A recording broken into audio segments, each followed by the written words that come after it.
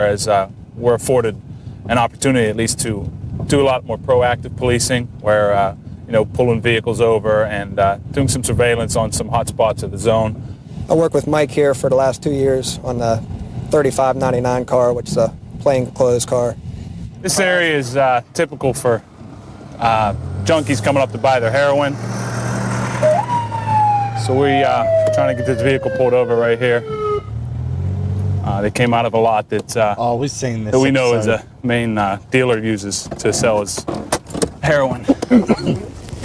I don't even have a wallet. Paraphernalia right I saw some empty stamp bag. What about you got in your booth? Mom and that, and they were like, no. That seriously is what they said. Mike, I'm gonna take a walk back. Yeah, it's in his foot. He had his arm up. I work at. Check.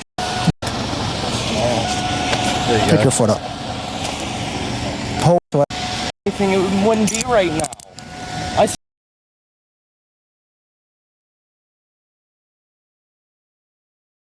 JCS. Let's go. According to CBS News, 50-year-old stay-at-home husband David Tronis desperately wanted to appear on reality television. In late April of 2018, he managed to secure himself a spot on the show Zombie House Flipping, where he would be featured renovating his newly bought house with his then-wife, 39-year-old financial consultant Shanti Cooper. The only problem was that Shanti wasn't nearly as interested in being on TV, so she refused to sign off on the program, which resulted in David beating and then strangling her to death in the early hours of the following morning. He called 911 roughly 12 hours later at 3:51 p.m. Hello?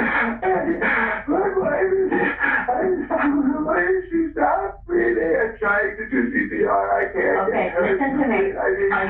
Can you tell me what your address is? Police and paramedics soon arrived at the residence, where they were met with a hysterical David performing CPR on Shanti in the living room. His immediate explanation was that he found her lying unconscious in a partially filled bathtub, bleeding from the nose and mouth. He was then taken to the police station as a witness, where they swapped out his blood-stained clothing for a custody suit. He was also given a water, a blanket, and a box of tissues, then taken to room 6, where he was reassured that someone would be right with him to answer his questions, which wasn't entirely true. He was left in there by himself for 4 hours and 9 minutes before he knocked on the door to use the bathroom.